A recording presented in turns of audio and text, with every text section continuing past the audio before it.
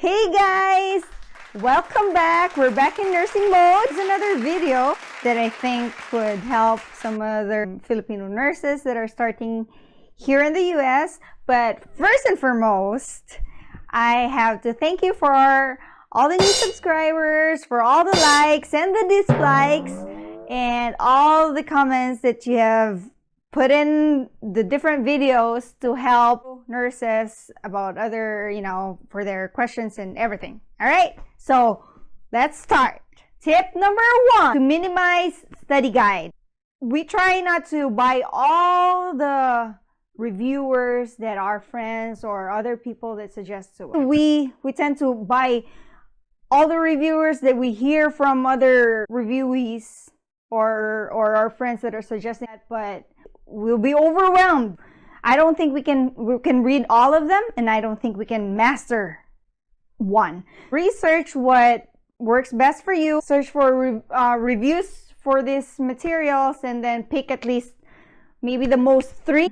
Make sure you master them before you go to another reviewer. Tip number 2, to use used books or use reviewers from your friends. I have done this. When I was new here, I didn't have a lot of resources. All my books are in the Philippines. One example that I did also was my friend helped me with her UWorld reviewer that she was done, but she has some questions that are left unanswered.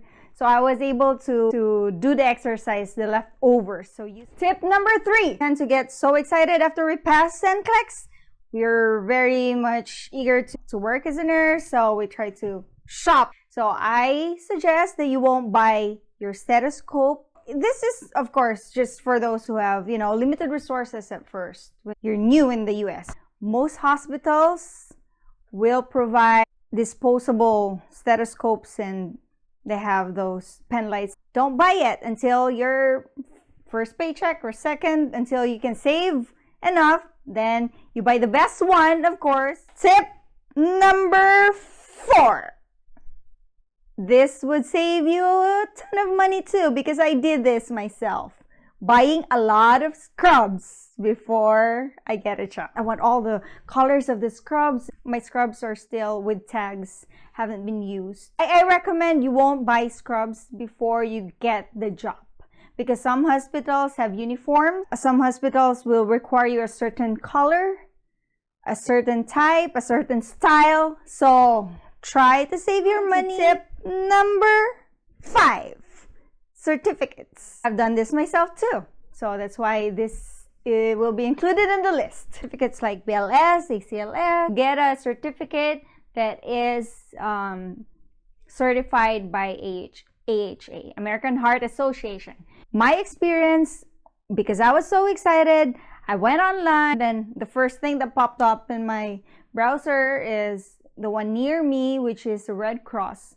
So I went there, paid like $150. The job that I'm applying for wouldn't accept it because they want AHA, American Heart Association certified. If you ever get certificates, you have to get it from AHA. Tip number 6. This is about applying for LVN or RN, to challenge LVN first or RN. If you want to save time, apply for LVN. But if you want to save money, apply for RN right away. If you are already eligible to challenge RN, NCLEX RN, so don't waste your money in applying for, LVN. I wanted to save time. That's why I applied both LVN and RN to challenge NCLEX for both at the same time. So I was just trying to see which one responds first. So which one can I get the license for first? But fortunately, I was eligible to take the NCLEX RN. In my case, I was wasting money on the LVN application. So that's what I mean. So if you are eligible and you think you're eligible, check with your batchmates or the credentials that you have if they pass the state that you are applying. So go for the RN right away. Don't waste your time and money with the LVN application. a tip for those Filipino nurses that are required further studies but could not get into schools because of the long list, you can go to a nearby state or anywhere. What? You can go to a nearby state to get the courses, the subjects that you need to study, and then go back to the state that you're applying to. Just make sure that the school you are studying in is the BON of the state, honors the units that you're going to take. I would save you time. A friend of mine did that, and she was able to challenge the NCLEX and was able to pass and get the license quickly rather than waiting for centuries for you to get in the school. Number 7. Tip number 7, apply ASAP. Apply as soon as you can, as soon as you have the money to do so. Time is running. We have to save time. This application may take a while, especially Again. some states doesn't require SSN.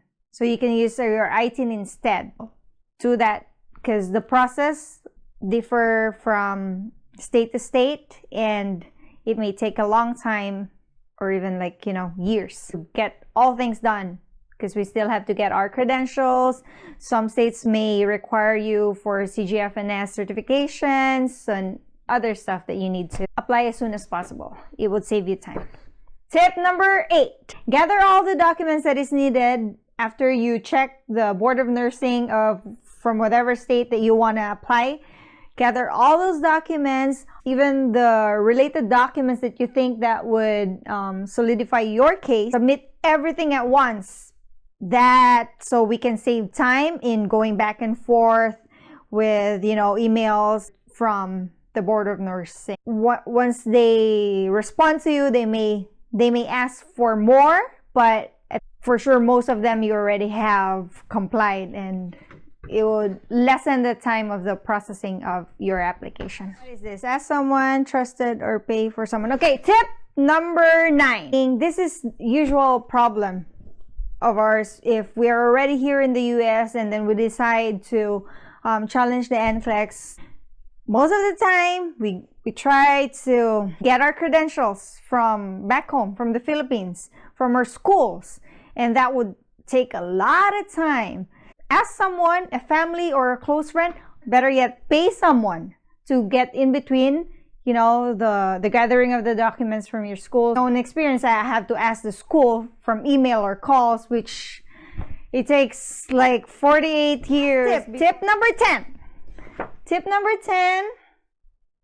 This is for all the aspiring USRN, for the student nurses, especially if you want to apply in California.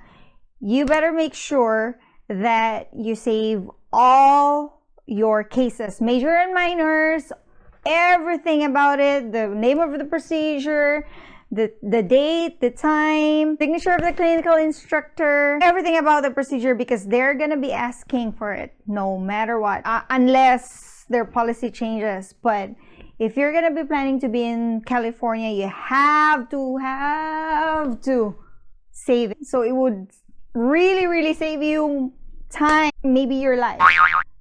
I swear to God, I had a big problem in this, trying to find all the cases that I had before when I was a student. Guys, that's all for our 10 tips to save time and money for new Filipino nurses here in America. And it may apply elsewhere too. So if you can learn anything from it, that would be great. Here we are again. Thank you. And don't forget to like and subscribe and comment for any questions or any discussions you want to make with our Filipino nurses to help each other in this nursing journey. Thank you for the 1,000 subscribers. Magpapa-giveaway ako.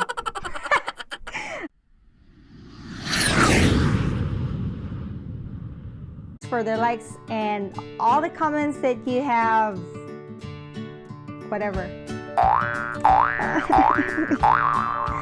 Again. Cut. Huh? Oh, I don't know. Because the title is thing. But it's fine. Okay. Guys, thank you sa 1,000 subscribers! Ah!